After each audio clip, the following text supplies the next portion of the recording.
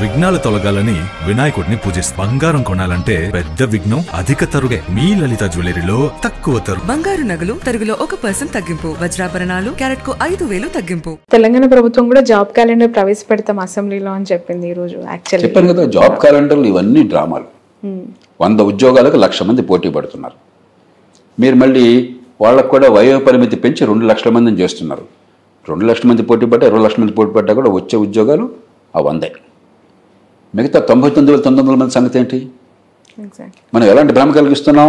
ఈ జాబ్ క్యాలెండర్తో మీకు ఉద్యోగాలు వచ్చేస్తాయని. ఇంతకంటే పచ్చి అబద్ధం మరొకటి. నేను చాలా పచ్చిగా చెప్తున్నాను. నిజం కాదు, మీరు తెలుసుకోండి. 100 ఉద్యోగాల కోసం 1,00,000 మంది పోటీ పడుతున్నారు. జాతీయ స్థాయిలో యూపీఎస్సీ పరీక్షల మొత్తంలో 1000 మంది సెలెక్ట్ అయ్యేది. 14 లక్షల మంది పోటీ పడుతున్నారు. లేపు 25 లక్షల మంది పోటీ పడినండి. ఉన్నది 1000 మందే. ఇప్పటికే ఎక్కువ అయ్యారు. 200 మంది ప్రతి బ్యాచ్కి ఐఏఎస్ ఆఫీసర్లు. 1000 మందిని చేస్తారా? ఐఏఎస్ ఆఫీసర్ని 10,000 మందిని చేస్తారా? ఏం చేస్తారు వీళ్ళందరినీ? నెత్తినికి ఊరగుతావా? కాబట్టి ఉన్న ఉద్యోగాలు పరిమితం. కాబట్టి ఉద్యోగాలు ఇక్కడ కాదు ఇక్కడ వస్తాయి. దీన్ని పెంచడం కోసం ఏర్పాట్లు చేస్తామని చెప్పకుండా ఈ ఉద్యోగాలకు మేము క్యాలెండర్ పెడతాము, మీకు వయో పరిమితి పెంచుతాము, మీరందరూ దీనిలో పోటీ పడేట్టు చేస్తాము, ఈ శిక్షణా సంస్థలను పెంచుతాము, కోచింగ్ ఇన్స్టిట్యూట్స్.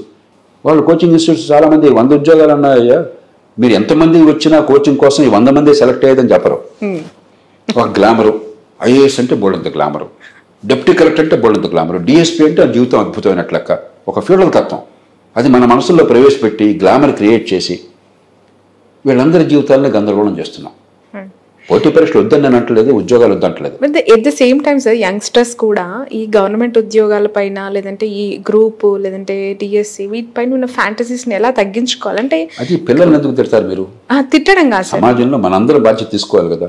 అంటే ఇప్పుడు చాలా మంది తెలుసో తెలియకో ఐఏఎస్ అంటే చాలా గొప్పది, అంతకంటే ఎక్కువ సమర్థంగా పనిచేస్తే వేరెవరితో చాలా తక్కువది అని మనం ప్రవేశపెట్టాం.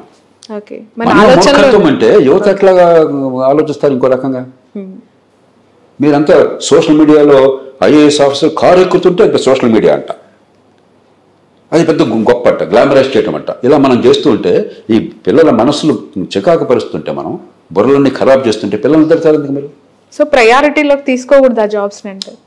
నేను చాలా పచ్చిగా చెప్తున్నాను. మళ్ళీ ఎక్కడో దూరంగా ఉన్న జిల్లా కలెక్టర్ కన్నా, నేను కలెక్టర్గా చేశాను కాబట్టి ఈ మాట నేను చెప్పచ్చు, అందులో చాలా సమర్థంగా చేశానన్న పేరుంది. స్వతంత్ర భారతంలో ఎన్నదగ్గ పేరున్న అధికారులు 3-4 పేర్లు చెప్తే నా పేరు చెప్తారు ఈ దేశంలో. నేను చెప్తున్నానమాట, ఎక్కడో దూరంగా ఉన్న కలెక్టర్ కన్నా మీ బాత్రూంలో తూముల పుడికి తీసే ప్లంబర్ చాలా మిన్న. కలెక్టర్ లేకపోతే మీ జీవితంలో నష్టం అని వచ్చింది. ఏ కుటుంబాన్ని ఆలోచించండి. మా కలెక్టర్ గారు వీళ్ళు లేరండి, లేకపోతే ఆయనకి పోస్టింగ్ వేయలేదండి, ఖాళీగా ఉందండి, నా బతుకు చంద్రవందన అనే మనుషులు భారతదేశంలో ఉన్నాడా? మీ బాత్రూంలో తూముల పుడికి తీయకపోతే ప్లంబర్ లేకపోతే మీరు ఒక్కరోజు బతకగలరా? ఆ కంపుకి బాత్రూమ్కి వెళ్ళకుండా బతకగలరా మీరు? ఏది ముఖ్యం మనకి? మనకు కామన్ సెన్స్ ఉండాలి. ఏదో ఒక గ్లామర్ పెట్టేసి పెత్తనం చేసేవాడు చాలా గొప్పవాడు, నిజంగా పని చేసేవాడు, పనికొచ్చే పని చేసేవాడు తక్కువవాడు అనే భావన మన సమాజంలో మనం సృష్టించాం. కుల వ్యవస్థలో సగం వచ్చింది అది. కొన్ని నీచ వృత్తులు, కొన్ని గొప్పవి. పెత్తనం చేయడం, ఏ పని చేయకున్నా కూడా మనకి ఏం లాభం లేకుండా పెత్తనం చేస్తే వాడు చాలా గొప్పవాడు. ఇవి చాలా ప్రమాదకరమైన ఆలోచనలు. వాళ్ళు అవమానించమని అంటలా. బట్ సివిల్ సర్వెంట్లు కూడా ఇవాళ జనరేషన్ లో అలానే ఫీల్ అవుతున్నారు, మీరు సేవ చేస్తున్నాం. మనం నెత్తినెక్కించుకుంటే వాడు నెత్తినెక్కుతాడండి. నేను అందుకే చెప్తుంటాను, అప్పుడు ఈ ఉద్యోగాల కోసం పాకులాడేవాళ్ళు చెప్తుంటాను, తప్పులేదయ్యా. నిజంగా సమాజంలో 10 మందికి మంచి చేయాలని కోరుకుంటే ఉద్యోగాలను సాధనంగా చేస్తున్నాం అంటే వెళ్ళండి. గ్లామర్ కోసం వెళ్ళొద్దు. ఒక గట్టి ఎఫర్ట్ చేయండి. అన్ని దానిలో పెట్టి పంచోష్ణాలకు చేసి 5 ఏళ్ళు 10 ఏళ్ళు దానికోసం తగలేసి ఎంతమంది అయినా సెలెక్ట్ అయ్యేవాడు ఎంతమంది. సెలెక్ట్ అయితేనేమో విజయ గర్వము, వికటాట్టహాసము, సెలెక్ట్ కాకపోతే పూర్తిగా నిరసపడిపోవటము, డిప్రెషను. ఇది సరైనది కాదు. ఇది సమాజానికి ఎన్నో రకాలుగా మంచి చేయొచ్చు. సెలెక్ట్ అయిన వాళ్ళు గర్వంతో తొలగిసలాడిపోకండి. సమాజానికి మంచి చేసే అవకాశం దొరికిందని వినమ్రతతో ప్రదర్శించండి. సెలెక్ట్ కాని వాళ్ళు జీవితం అంతా నాశనమైందని చెప్పని దేవదాసులాగా జగమేమాయ బతుకమేయ అని చెప్పి అనుకోబోకండి. ఏ పనైనా చేయొచ్చు. సమాజానికి పనికొచ్చి ఏ పనైనా గౌరవప్రదమైంది, గర్వంగా చేయండి. ఈ మాటలు చెప్పట్లే ఈ దేశంలో.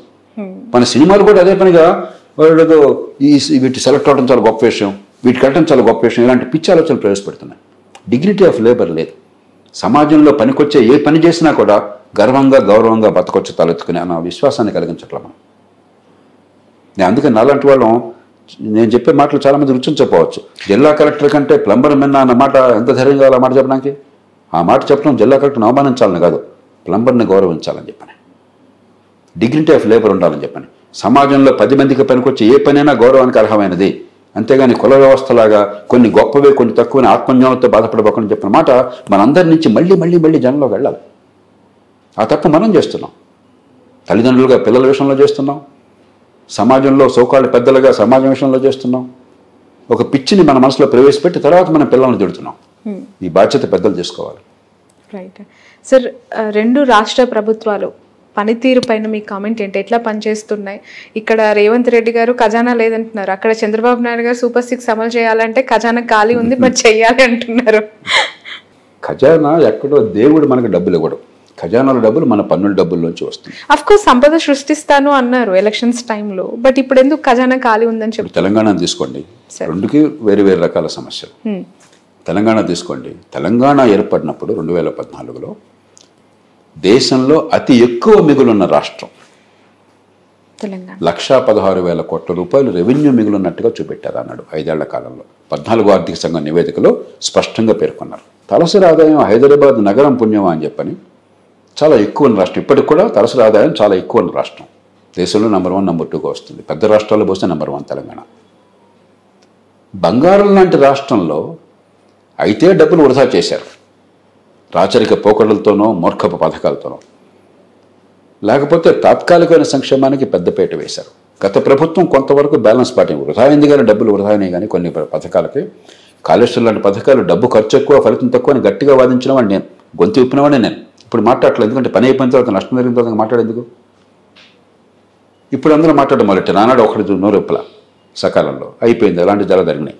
కానీ అయినా కూడా కొన్ని పొరపాటు జరిగినా కూడా సంక్షేమం అభివృద్ధి సమతూకం పాటించారు మొత్తం మీద. అందుకే హైదరాబాద్ నగరం కానీ తెలంగాణలో మరికొన్ని ప్రాంతాలు కానీ ఖచ్చితంగా మౌలిక సదుపాయాలు బాగుపడ్డాయి, పెట్టుబడులు వచ్చినాయి. ఇప్పుడు కాంగ్రెస్ వాళ్ళు అధికారం రావాలని చెప్పని అడ్డగోలుగా కొన్ని కొత్త హామీలు ఇచ్చేశారు. నిన్న మొన్న పత్రికల్లో చూస్తే 31,000 కోట్ల రూపాయలు అప్పు తీసుకొచ్చి అప్పులు తీరుస్తున్నారు, మేము ప్రపంచంలో అనితర సాధ్యమైన రీతిలో అద్భుతాన్ని సాధించామని ప్రకటన తెచ్చుకుంటున్నారు. ఏ సంకేతం ఇస్తున్నాం మనం? నేను నిర్మోహటంగా అడుగుతున్నాను, ఏ సంకేతం ఇస్తున్నాం మనం? డబ్బులు సకాలంలో కడితే నువ్వు మూర్ఖుడివి, ఎగ్గొడితే నువ్వు చాలా తెలియగలవాడివి, నువ్వు ఎగ్గొట్టిన డబ్బులకు నేను అందరూ మాఫీ చేస్తాను, సకాలంలో కట్టే నీ కర్మ అంటున్నాం. ఎలక్షన్ల ముందు మీకెందుకు రుణాలు తీసుకోండి, ఈ నాయకులు చెప్పారు, రుణాలు తీసుకోండి మేము రాగానే మాఫీ చేస్తామని చెప్పారు. ఇదే మన సమాజంకి ఇచ్చే సంకేతం? ఏ రకంగా ఈ సమాజాన్ని పనికొస్తుంది చెప్పండి, గుడి మెచ్చి చేసి చెప్పండి నాకు. రేపు పొద్దున మళ్ళీ రైతులకు రుణాలు అడ్వానిస్తాడా? ఈ రైతులంతా అవసరమైతే మార్కెట్లోకి వెళ్ళి హెచ్చు వడ్డీలకి యుజూరియస్ రేట్స్కి ప్రైవేట్ దగ్గర రుణాలు తీసుకోవాలి, అవి కట్టకపోతే మళ్ళీ ఇంకొక ప్రాబ్లం. కాబట్టి మనం రైతుల పేరు చెప్పి రైతుల భవిష్యత్తు ధ్వంసం చేస్తున్నాం, సమాజాన్ని నాశనం చేస్తున్నాం, ఆర్థిక వ్యవస్థని పతనం చేస్తున్నాం. ఒక ఉదాహరణ ఇది. కాబట్టి ఈవేళ తెలంగాణలో తెచ్చిపెట్టుకున్న సమస్యలు స్వయంకృతాపరాధము. బంగారం లాంటిది మన చేతుల్లో ఉంటే దాన్ని ఉపయోగించుకోవటం కాకుండా మాకు అధికారం వస్తే రాష్ట్రం సర్వనాశనం పర్లేదని వ్యవహరిస్తున్నారు. ఇప్పటికైనా మేలుకోకపోయినట్టయితే పచ్చటి రాష్ట్రంలో మీరు చుచ్చుపెట్టిన వాళ్ళు అవుతారు. కానీ బయటపడడం తెలంగాణలో సాధ్యం, ఎందుకంటే హైదరాబాద్ బంగారు గుడ్డు పెట్టే బాతు. దీన్ని చంపకుండా ఉంటే కాపాడుకోవాలి. విపరీతమైన అవినీతి వల్ల కానీ అసమర్థత వల్ల కానీ మూర్ఖ విధానాల వల్ల కానీ దీన్ని చంపకుండా ఉంటే తెలంగాణను కాపాడుకోవచ్చు. కానీ ఊరికే దేవుడా దేవుడు అని చెప్పిన గాల్లో దీపం పెడితే కాపాడబడేది కాదు. ఆంధ్రప్రదేశ్ ప్రారంభంలోనే నష్టంతో పుట్టింది. ఎప్పుడైతే హైదరాబాద్ని కోల్పోయినటువంటి రాష్ట్రమైందో హైదరాబాద్లో వచ్చిన మిగులు ఉమ్మడి రాష్ట్రంతో పంచుకునేది తెలంగాణకి మాత్రం వచ్చింది సహజంగానే. ఆంధ్రప్రదేశ్ లేకపోయేసరికి లోటు వచ్చింది. ఆ తర్వాత ఆంధ్రప్రదేశ్లో కూడా కొంతకాలం పాటు 14 నుంచి 19 దాకా సంక్షేమాన్ని అందించారు, అభివృద్ధిని కూడా గట్టిగా చేపట్టారు. వనరులు లేకపోయినా కూడా పోలవరం ప్రాజెక్ట్ కావచ్చు, రాజధాని నిర్మాణం కావచ్చు, రాజధాని కంటే ముఖ్యంగా ఒక గ్రీన్ ఫీల్డ్ సిటీ నిర్మాణం కావచ్చు, కియా మోటార్స్ లాంటివి కావచ్చు, మౌలిక సదుపాయాల కల్పన కావచ్చు, చిత్తశుద్ధితో ప్రయత్నం జరిగింది. కొన్ని పొరపాట్లు రాజకీయంగా దొరికినా కూడా 2014 నుంచి 19 దాకా జరిగితే 2019 నుంచి అసలు అభివృద్ధి అంటే పాపము, సంక్షేమమే పరమార్థము, సంక్షేమమే పరిపాలన. అభివృద్ధిని అడిగితే వాడు పెత్తందారు, ఇది వర్గ పోరాటము, పేదలకు అభివృద్ధి ఎందుకు, పేదలకు రోడ్లు ఎందుకు, పేదలకు మౌలిక సదుపాయాలు ఎందుకు, మేము ఫ్రీగా ఇస్తున్నాం కదా, నెలలా బ్రహ్మాండంగా ఇస్తున్నాం కదా అని ఒక విచిత్రమైనటువంటి ప్రమాదకరమైన వాదన తీసుకొచ్చారు. చివరికి రాష్ట్రాన్ని అధ్వాన స్థితితో నెట్టారు. అసలే కష్టంలో ఉన్న రాష్ట్రాన్ని ఇవాళ అప్పులు ఊబులు కూరుకుపోయేట్టు చేశారు. కాబట్టి ఈవేళ మళ్ళీ ఒకసారి సంక్షేమానికి అభివృద్ధికి సమతూకాన్ని పాటిస్తూ పొదుపరితనాన్ని పాటిస్తూ ఇతరులను చూసి తెలంగాణను మరో రాష్ట్రాలను చూసి లేని డబ్బులు ఖర్చు పెట్టడం కాకుండా మౌలికమైన క్రమశిక్షణ పాటిస్తూ మౌలిక సదుపాయాలను బాగు చేసి పెట్టుబడులను ప్రోత్సహిస్తే అయినా 3-4 ఏళ్ళు కనీసం పడుతుంది, ఒక 5-6 ఏళ్ళు కూడా పట్టచ్చు ఒక గాడిన పడడానికి. 2 రాష్ట్రాలు కూడా చూడడానికి ఒకే రకంగా అనిపించినా కూడా రెండుకి వేరువేరు కారణాలు ఉన్నాయి. దాన్ని బట్టి మన పరిష్కారం ఉంటుంది. ఖచ్చితంగా అభివృద్ధి అనేది పూర్తిగా గాలి కొదిలేయటం వల్లనే గత ప్రభుత్వం ఇలాంటి పరిస్థితిని ఎదుర్కొంది. ఆంధ్రప్రదేశ్లో అభివృద్ధి అంటే పాపం అన్నట్టుగా మాట్లాడారు. ఇది చాలా విచిత్రం. దేశంలో ఎప్పుడు జరగదు ఇట్లా. అభివృద్ధిని అడిగితే వాళ్ళంతా కూడా డబ్బున్న వాళ్ళు అడుగుతున్నారు, మీకెందుకు అభివృద్ధి?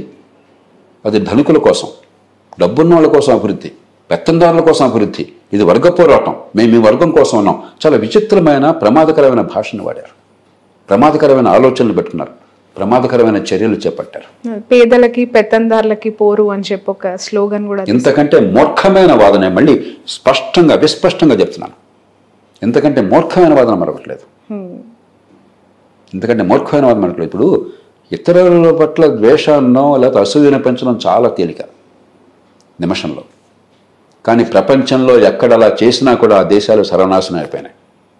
ఆనాటి సోవియట్ యూనియన్ చూడండి, ఈనాటి ఉత్తర కొరియా చూడండి, క్యూబా చూడండి, వెనిజువేలా చూడండి, మరో దేశాలు చూడండి. ఇవన్నీ కొత్త విధానాలు కాదు, గతంలో చేపట్టారు.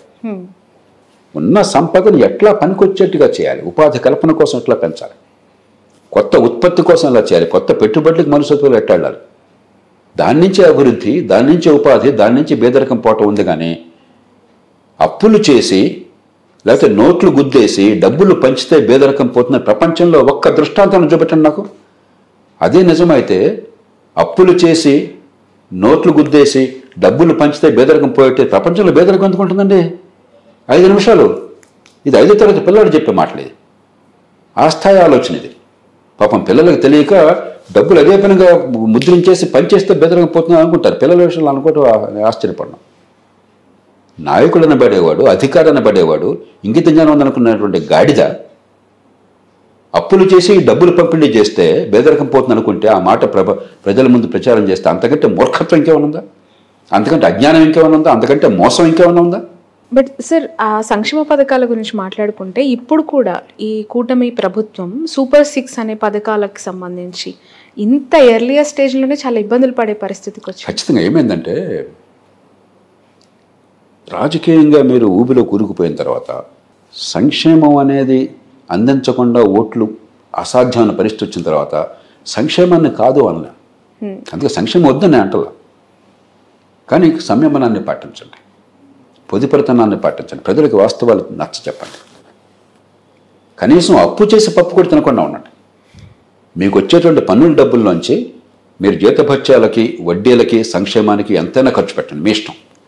కానీ అప్పు చేసి ఆ డబ్బు దీన్ని ఖర్చు పెట్టి వచ్చే తల మీద భారం మోపితే అభివృద్ధి, ఆదాయం పెరగట్లేదు, ఖర్చు పెరుగుతోంది, వడ్డీలు పెరుగుతున్నాయి, అప్పులు పెరుగుతున్నాయి, కాలక్రమేణా ఊబిలో కూరుకుపోతాం. కాబట్టి ఆ సమతూకం కావాలి. అంచేత ఒక పక్కేమో ఈ సమతూకాన్ని పాటించాలి, అప్పు చేసి పప్పు కూడా కాకుండా. రెండో పక్కన మిగతా వనరులతో, అప్పు తీసుకొచ్చిన వనరులనే కనీసం మిగతా వనరులతో వేగంగా నిజమైన మౌలిక సదుపాయాలు, పెట్టుబడులు ప్రోత్సహించడం, నైపుణ్యాన్ని, ఇందాక నైపుణ్యం గురించి మాట్లాడారు, నైపుణ్యాన్ని పెంచడం, సంపాదించే శక్తిని ఇవ్వటం, ఉపాధి కలిగించడము, శాశ్వతంగా నిజంగా పేదరికాన్ని తొలగించడం, ఈ రెంటిని సమపాళ్ళలో చేయాలి. Okay sir, thank you so much. చాలా సమయం తీసుకున్నాను. Thank you. చాలా చాలా అద్భుతమైన విశ్లేషణ అండ్ మీ మాటల్లో. Thanks a lot. ఇది జేపీ గారితో special interview. That's all for me.